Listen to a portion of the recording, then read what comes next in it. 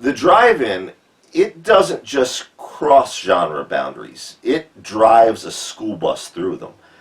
Ostensibly, it's a horror novel, it's a science fiction novel, it's a weird fantasy novel, but it's possessed with brutal violence and just hilarious comedic bits. It's everything. It is pure Lansdale. It is when he stops writing for others and writes for himself, and his true voice comes out. And I think that's why it's such a seminal work and why it's inspired so many other writers.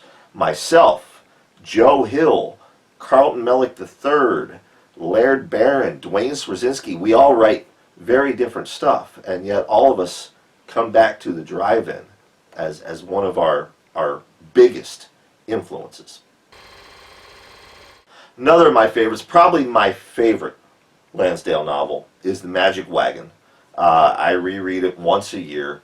My grandmother, who reads nothing but the Bible and Western novels, she loves her Zane Grey, loves her Louis L'Amour, does not read my books that I write, does not read any books by any of my friends, but she also enjoys The Magic Wagon. So once a year, usually in December, we will both sit down and reread it, and then we'll call each other, and Grandma and I have a nice little book club chat about The Magic Wagon every year.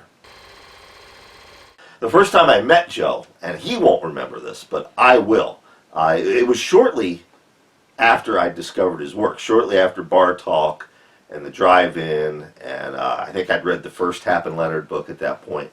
But he was doing a Jonah Hex comic book series for DC Comics with Tim Truman. And two friends of mine, who I had known since I was young, you know, when we all graduated, of course, I went in the military. They opened a comic book store. And they had Tim Truman and Joe Lansdale signing at the store. So I showed up, and I waited until there wasn't a line, and I bought a copy of the comic book, and I had them both sign it. And then I asked Joe, you know, for some writing advice. I told him, this is what I want to do. And he was gracious, he was kind, he shot straight. You know, he reminded me of my father in a way. You know, my father was, he's no nonsense, he'd tell it to you straight, you know, he didn't pull his punches. And it was the same kind of advice that Joe was giving me about writing. And I really took it to heart.